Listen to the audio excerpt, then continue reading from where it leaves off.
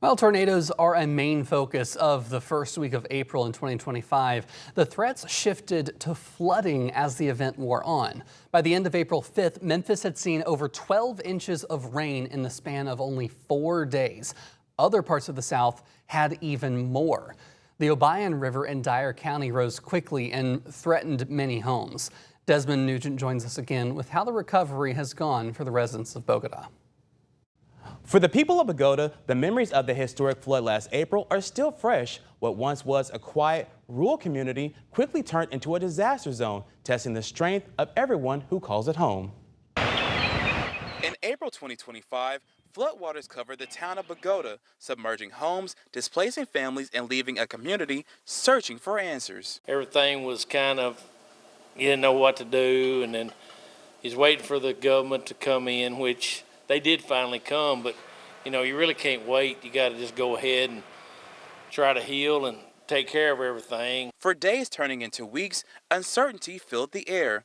Dozens of homes were damaged, many residents left with little to nothing. It was touching. If you've never been in a position where you didn't have anything, and a lot of these people had nothing then except maybe a few items they got out during the flood.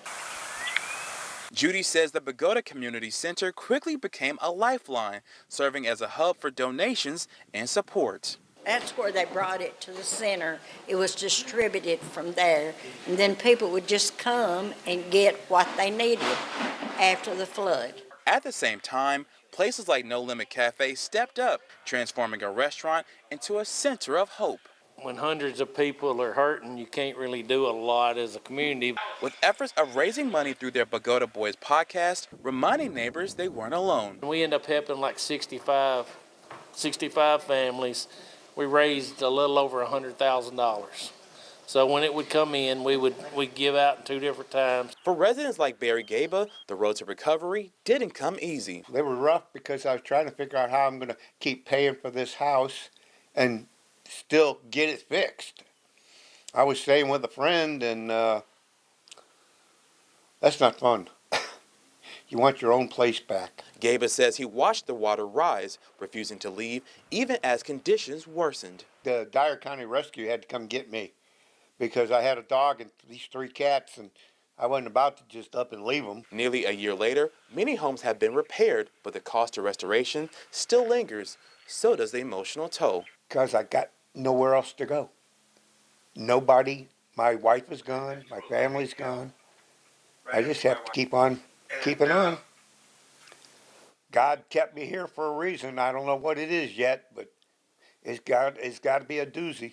Right here, just fall in line. The community's resilience was on full display with Bogota hosting its very first Christmas parade. We'd never had one before because we just felt like we had survived, and you know, it was worth celebrating.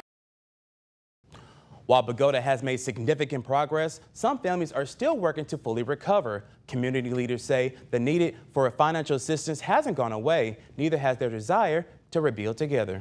In the studio, I'm Desmond Nugent.